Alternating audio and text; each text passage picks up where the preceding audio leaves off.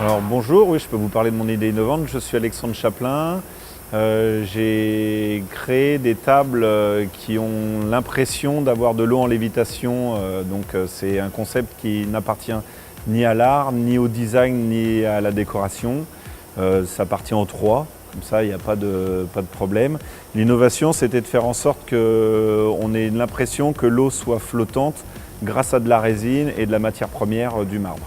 J'ai entendu parler du concours de l'innovation et étant donné que je trouvais que mon idée était assez innovante, je me suis dit pourquoi pas tenter ma chance. C'était super simple. Alors en fait, je suis allée à Initiative Saint-Martin qui m'ont accueilli avec beaucoup d'enthousiasme et beaucoup de professionnalisme. Ils m'ont remis des documents, ils m'ont expliqué le processus, donc il s'agissait de rédiger le projet. Ils m'ont fait parvenir un dossier à compléter. Une fois que le dossier a été complété, je l'ai renvoyé par email. Tout au long en fait, du processus, ils m'ont conseillé, ils m'ont aidé à mieux construire le projet. Une fois que le projet est validé, on passe en jury, bien sûr.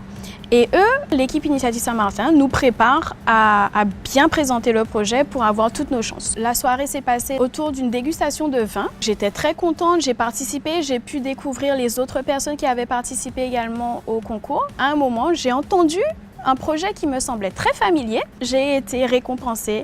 C'était une surprise totale. J'ai reçu un chèque offert par Initiative Saint-Martin en partenariat avec la CCISM de 2000 €.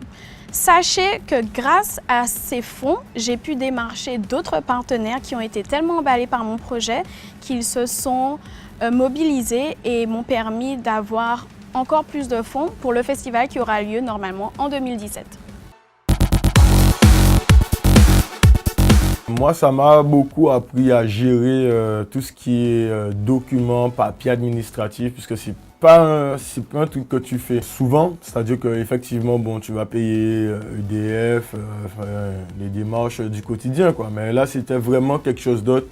Je me suis senti plus homme, on va dire, en faisant toutes ces démarches. Et puis, on a remporté un chèque de 2000 € qui nous a aussi permis de commencer à acheter 2-3 trucs, en attendant justement le reste du financement qui nous fera développer le studio de façon vraiment pro. On a vu d'autres personnes avec des projets costauds aussi, donc quelque part on était un peu stressés. On croyait en notre projet, mais voilà quoi, les gens ont plus cru en notre projet que nous-mêmes quoi.